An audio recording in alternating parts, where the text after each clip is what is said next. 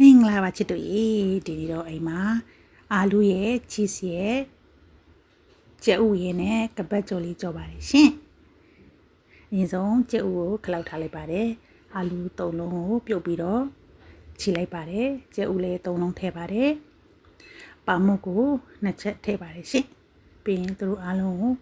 ရောပြီးတော့ခြိလိုက်ပါတယ်ပူစီနန်ရဲ့နန်းနန်းပင်ရဲ့ငရုတ်သီးစိမ်းပပလီထားတာထည့်ပါတယ်။စာငရုတ်သီးမုံငရုတ်သီးအကြမ်းဘက်စီရာမုံ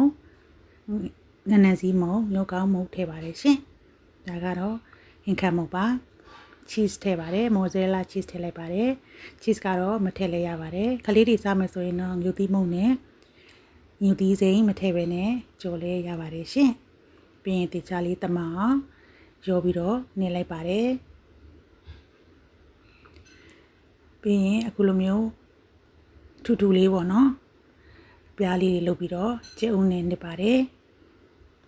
ပြီးရင်တော့ဒီဘက်မှာ bread crumb နဲ့ပြန်ပြီးတော့နစ်လိုက်ပါတယ်ရှင့်ကတ်လိုက်ပါတယ်တည်တည်ချာချာလေးဖိပြီးတော့အမုံလေးတွေကိုတေချာကတ်ပေးရပါတယ်ကြက်ဥနဲ့နစ်လဲတေချာလေးနှစ်ခါသုံးခါလောက်နစ်ပြီးတော့မှ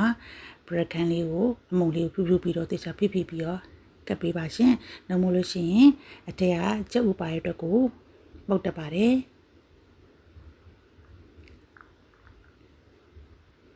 စီလည်းအရင်အများကြီးမလိုပါဘူးရှင်။အခု fry pan လေးထဲမှာစီလေးပုံမှန်လေးထည့်ပြီးတော့ကျွန်းရင်ရပါတယ်။အရန်ကိုစားလို့ကောင်းပါတယ်ရှင်။ကဲအခုဆိုရင်တော့အာလူနဲ့ cheese နဲ့ကြက်ဥနဲ့ကပတ်ကြော်လေးရသွားပါပြီရှင်။ကလေးတွေလူကြီးတွေအကုန်လုံးကြိုက်မယ်အစားစားလေးပါကျေးဇူးတင်ပါတယ်